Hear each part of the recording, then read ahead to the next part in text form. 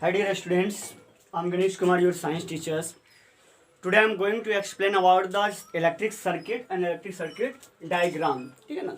अभी तक आप लोग ने सारे चीज़ों को पढ़ चुके हो। इलेक्ट्रिक करंट के बारे में स्पेशली जो भी सारा चीज़ें था, इलेक्ट्रिक पोटेंशियल और पोटेंशियल डिफरेंस के बारे में प्रीवियस वीडियो में मैं एक्सप्लेन कर दिया हूँ। उन सब सारी चीज़ों को आपने देख लिया।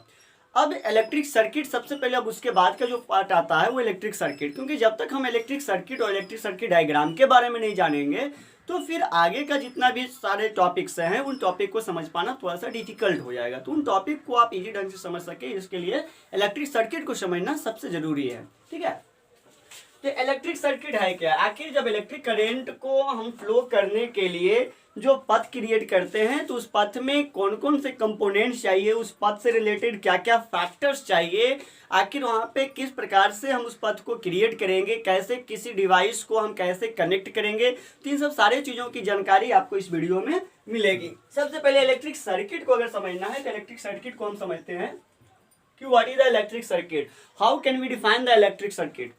उसके बाद इलेक्ट्रिक सर्किट डायग्राम को समझ लेते हैं। इलेक्ट्रिक सर्किट डायग्राम को समझ लेते हैं कि आखिर दोनों में क्या अंतर है। ठीक है, तो सबसे पहले चीज यहाँ पे इलेक्ट्रिक सर्किट के लिए मैंने लिख दिया है कि ये closed and continuous path through which the electric current flow is known as an electric circuit, is known as an electric circuit, यानी कि the types of path which allow to electric current flow through them, यानी कि वैसे पथ जिससे होकर electric current क्या होता हो, फ्लो होता हो या फ्लो होने के कंडीशंस में होता हो, उस पथ को हम क्या कह देते हैं, इलेक्ट्रिक सर्किट कह देते हैं। उस पथ को हम क्या कर लेते हैं, इलेक्ट्रिक सर्किट कह देते हैं, यानी कि close and continuous path through which the electric current flow is known as an electric circuit. इसमें जब थोड़ा सा इलेक्ट्रिक सर्किट के हम टाइप को देखेंगे तो इसमें यहाँ पे जो क्लोज एंड कंटिन्यूअस पथ है, इस कंटिन्यूअस पथ को थोड़ा सा हम क्या कर लेंगे, चेंज कर लेंगे। यहाँ पे कुछ वर्ड को हम क्या कर लेंगे, चेंज कर लेंगे। कब? जब हम टाइप्स ऑफ इलेक्ट्रिक सर्किट को देखेंगे तब।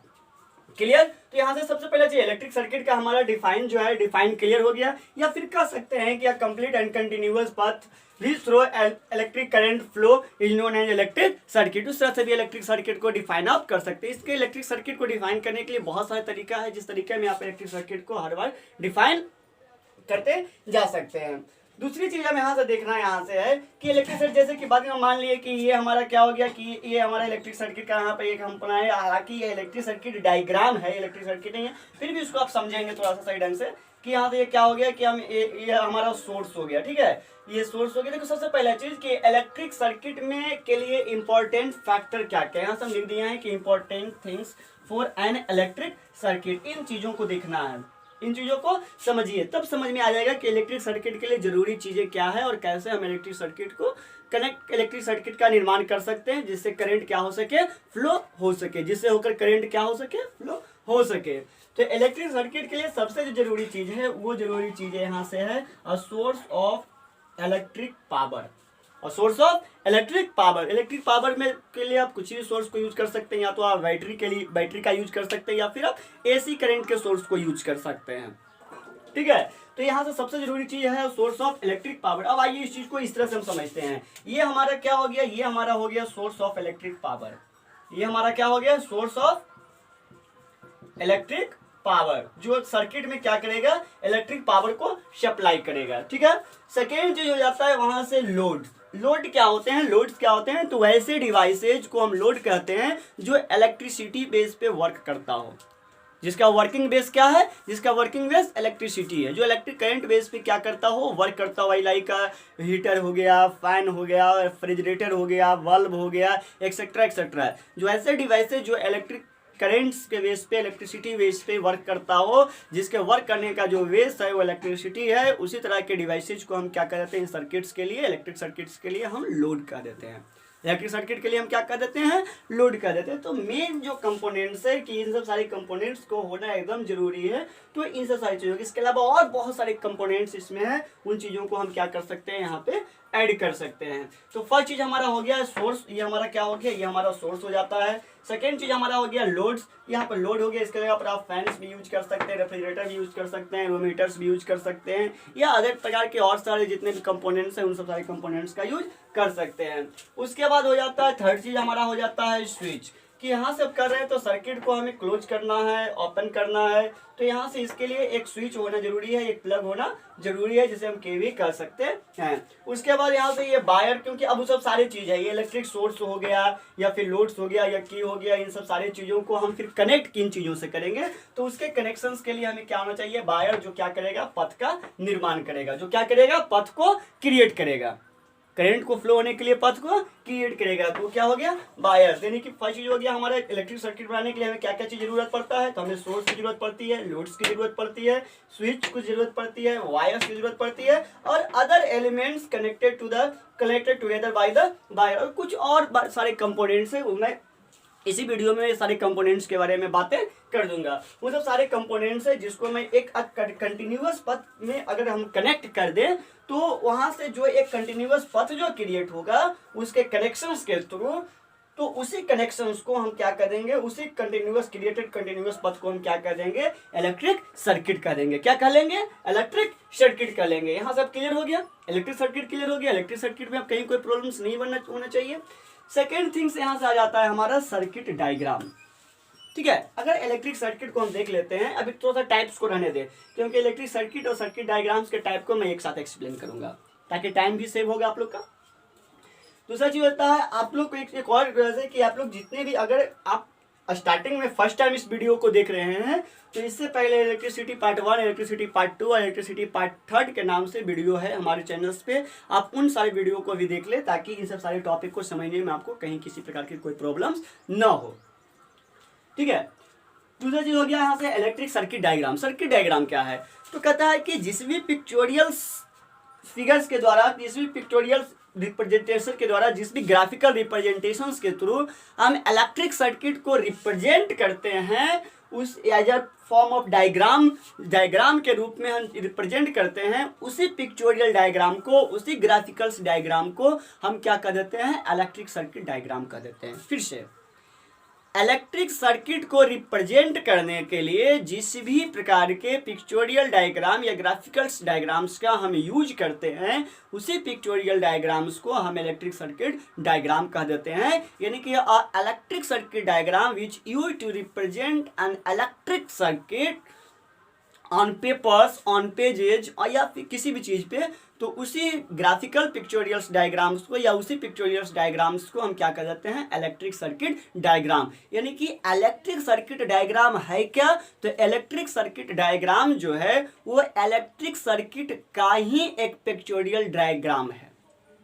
इलेक्ट्रिक सर्किट का ही एक पिक्चोरियल डायग्राम है। जैसे कि अब हमें किसी पेज पे, किसी बोर्ड पे, यहाँ पे बोर्ड पे हमें दिखाना पड़ गया, किसी पेज पे हमको उसको बनाना है, उसका डायग्राम बनाना है, तो वहाँ पे इलेक्ट्रिक सर्किट के लिए जो भी हम पिक्चोरियल डायग्राम वहाँ पे क्रिएट करेंगे, ड्रॉ करेंगे, वही पिक्चोरियल डायग्राम क्या कहला गया, वही पिक्चोरियल डायग्राम क्या कहला गया, इलेक्ट्रिक सर्किट डायग्राम कहला गया। वही क्या कहला गया, इलेक्ट्रिक सर्किट डायग्राम कहला गया। तो यहाँ से इलेक्ट्रिक सर्किट डायग्राम क्लियर हो गया। अब यहाँ से देखते हैं टाइप्स ऑफ इलेक्ट्रिक सर्किट और circuit diagram. Types of electric circuit और सर्किट डायग्राम, इन दो चीजों को यहाँ से हम देख लेते हैं। तो यहाँ से इलेक्ट्रिक सर्किट के जितने टाइप्स होंगे, इलेक्ट्रिक सर्किट डायग्राम्स के भी उतने ही टाइप्स होंगे, क्योंकि इलेक्ट्रिक सर्किट डायग्राम जो क्या है वो किनका रिप्रेजेंटेशन है, तो इलेक्ट्रिक सर्किट का ही रिप्रेजेंटेशन है। किनका रिप्रेजेंटेशन है, तो इलेक्ट्रिक सर्किट का ही रिप्रेजेंटेशन है। इसलिए जितना इलेक्ट्रिक सर्किट का टाइप होगा उतना ही उनके डायग्राम्स के टाइप्स होंगे। तो इलेक्ट्रिक सर्किट को जनरली हम क्या कर देते हैं, 2 ग्रुप में क्लासिफाइड कर देते हैं। एक हमारा हो जाता है ओपन इलेक्ट्रिक सर्किट और दूसरा हमारा हो जाता है second is the close electric circuit. First is the open electric circuit and second is the close electric circuit. Open electric circuit क्या है, तो द टाइप्स ऑफ इलेक्ट्रिकल या continuous path which break at any point, जो किसी भी points पे क्या हो, ब्रेक हो, जिस और उस ब्रेक के कारण उस पथ से होकर करंट फ्लो नहीं कर सकता हो, उस तरह के सर्किट को, उस तरह के इलेक्ट्रिक सर्किट को हम ओपन इलेक्ट्रिक सर्किट कह देते हैं। उस तरह के इलेक्ट्रिक सर्किट को क्या कह देते हैं, ओपन इलेक्ट्रिक सर्किट कह देते हैं। जैसे कि अब यहाँ से देखें, ये हमारा सोर्स भी है, यहाँ से हमारा लोड भी है और वायर वगैरह भी पथ भी है, लेकिन यहाँ से स्विच अब देख रहे हैं कि स्विच यहाँ पे कनेक्टेड नहीं है, स्विच यहाँ पे ऑफ है। स्विच यहाँ पे क्या है, ऑफ है। इस ढंग से स्विच, अगर इस ढंग से रहता है तो ये कनेक्टेड होता है, अगर ये इसी तरह से ओपन है, तो स्विच जब ओपन है तो यहाँ से जो इसका कंटिन्यूअस पथ जो क्रिएट होना चाहिए था, करंट को फ्लो होने के लिए जो एक रेगुलर पथ मिलना चाहिए था, वो रेगुलर पथ नहीं मिल पा रहा है। कहीं ना कहीं पथ एक पॉइंट्स पे आकर ब्रेक हो जा रहा है, तो इस कंडीशन में इससे इस पथ से होकर करंट फ्लो नहीं हो सकता है। इसी कारण इस सर्किट को हम क्या कह देंगे, ओपन इलेक्ट्रिक सर्किट कह देंगे। और इसका जो पिक्चोरियल डायग्राम होगा, उस पिक्चोरियल डायग्राम को हम ओपन इलेक्ट्रिक सर्किट डायग्राम कह देंगे, ओपन इलेक्ट्रिक सर्किट डायग्राम कह लेंगे। क्लियर, यहाँ सब कोई दिक्कत नहीं है। सेकेंड क्या हो जाता है, क्लोज इलेक्ट्रिक सर्किट या क्लोज सर्किट डायग्राम।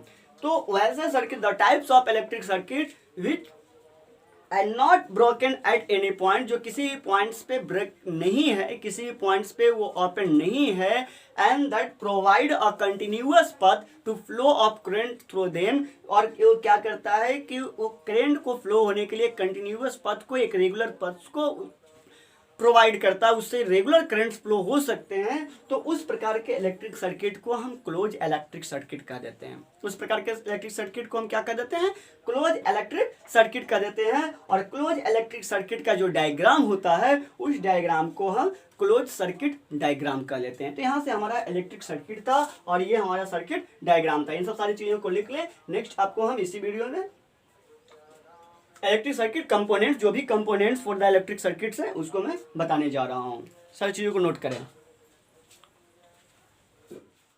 देखो, अब यहाँ से इलेक्ट्रिक सर्किट के लिए जितने भी प्रकार के कंपोनेंट्स है, इलेक्ट्रिक सर्किट डायग्राम्स के लिए किन किन चीज़ों को हम यूज करते हैं और उनका सिंबल क्या होता है, उन्हें सर्किट में हम किस सिंबल्स के थ्रू रिप्रेजेंट करते हैं, इन सब सारी चीज़ों को समझना है।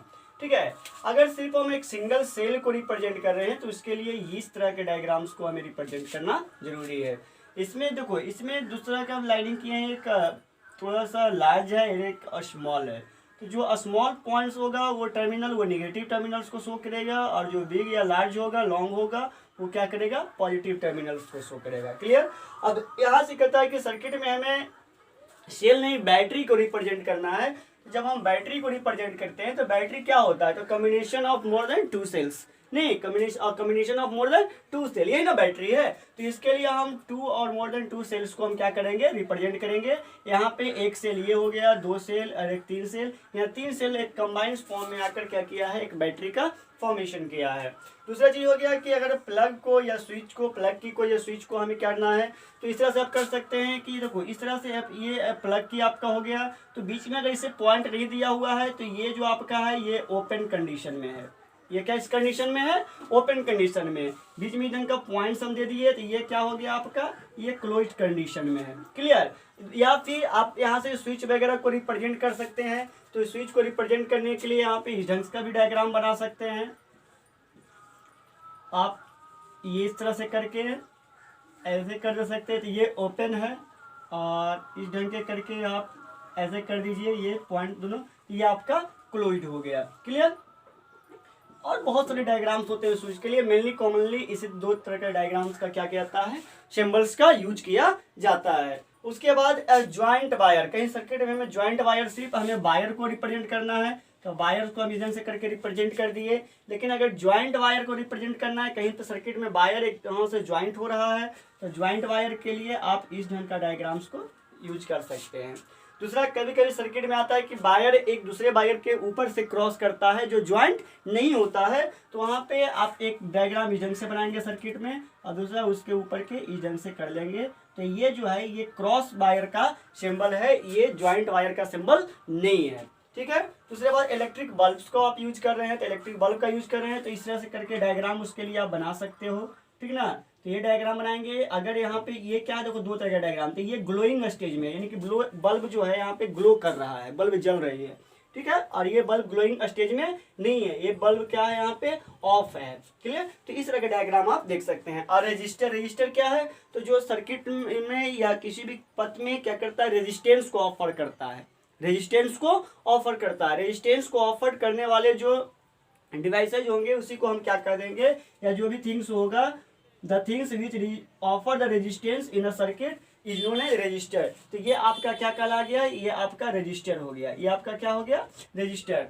दूसरा चीज हो गया आपका वेरिएबल रेजिस्टेंस या रियोस्टेट। जब आप ओम्स लॉ पढ़ेंगे तो ओम्स लॉ में आप लोग को रियोस्टेट पढ़ना है, जो एक प्रकार का वेरिएबल रेजिस्टेंस होता है, उसका रेजिस्टेंस फिक्स नहीं होता है, उसमें हम वैरी करवाते हैं, उसके रेजिस्टेंस को हम चेंज करते रहते हैं, इसका उसको वेरिएबल रेजिस्टेंस कहा जाता है। तो उसके डायग्राम को आप इस ढंग से करके, या फिर आप इस सिंबल्स के थ्रू क्या कर सकते हैं, रिप्रेजेंट कर सकते हैं। ये वेरिएबल रेजिस्टेंस या रियोस्टेट का सिंबल हो गया। दूसरा एमीटर, एमीटर को आप इस ढंग से करके और वोल्ट मीटर को आप इस ढंग से करके रिप्रेजेंट कर सकते हैं। तो ये आपका जो मेन कंपोनेंट, जो कॉमन कंपोनेंट जो 10 तक के इलेक्ट्रिक सर्किट्स में जो यूज होते हैं, तो ये आपके मेन कंपोनेंट्स होंगे, ठीक है ना, जिसको आप सर्किट डायग्राम जब बनाएंगे तो सर्किट डायग्राम में इन सब सारे सिंबल्स का यूज होगा, या सर्किट डायग्राम में इन सब सारे सिंबल्स को दिया हो रहेगा। तो इन सब सारे सिंबल्स को आप नोट कर लें, अपने माइंड में रिमेंबर कर लें, ताकि आपको जब सर्किट डायग्राम्स आप देखें तो उस समय आपको किसी प्रकार का कन्फ्यूजन ना हो कि ये सिंबल किस चीज़ को रिप्रेजेंट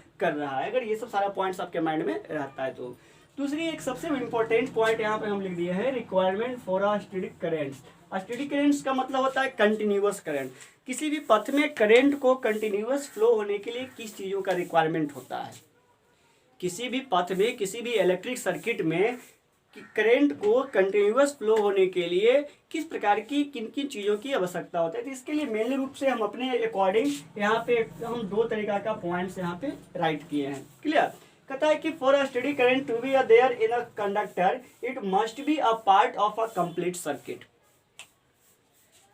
जिस भी कंडक्टर से हम करंट को फ्लो करवा रहे हैं, वो जो कंडक्टर होना चाहिए वो एक कंप्लीट सर्किट का पार्ट होना चाहिए। इन्हें कि वो सर्किट में कंडक्टर कनेक्ट है बट वो सर्किट किसी पॉइंट पे ब्रेक है, सर्किट किसी पॉइंट पे ब्रेक है, उसमें स्विचिंग ऑफ है, तो इसमें करंट क्या होगा, पास नहीं होगा। इसमें करंट क्या होगा, पास नहीं होगा। तो वहाँ पे जो कंडक्टर होना चाहिए जिससे होकर हम करंट पास करवाना चाह रहे हैं, वो एक कंप्लीट सर्किट का पार्ट होना चाहिए, एक कंटिन्यूअस एंड क्लोज सर्किट का पार्ट होना चाहिए। फर्स्ट पॉइंट को इसमें क्या हम ध्यान रखेंगे। सेकेंड पॉइंट जो दिए यहाँ से लिखे हैं कि the circuit must contain a source of electrical energy. ठीक है, अगर किसी कंडक्टर से हम करंट को पास करवा रहे हैं तो वहाँ पे जो इलेक्ट्रिक सर्किट जो होना चाहिए उसमें इलेक्ट्रिकल एनर्जी का सोर्स यानी इलेक्ट्रिसिटी का जो सोर्स है वो कनेक्टेड होना चाहिए। ये जरूरी चीज़ है, क्योंकि अगर उसमें इलेक्ट्रिक सर्किट का सोर्स ही कनेक्टेड नहीं रहेगा तो वहाँ पे फिर करंट कहाँ से फ्लो होगा, वहाँ पे करंट कहाँ से फ्लो होगा। ठीक है, तो ये सब सारी चीज़ों को आप नोट कर ले। आज तक के वीडियो में ये आपका यहीं तक है। नेक्स्ट वीडियो में आपका हम ओम्स लॉ का एक्सप्लेनेशन करेंगे जो इलेक्ट्रिसिटी पार्ट 5 के नाम से जाएगा। उन सब सारे वीडियो को आप देखते जाएं। अगर अच्छा लगे तो शेयर भी कर दीजिए, लाइक भी कर दीजिए, चैनल्स को सब्सक्राइब भी आप लोग कर लीजिए।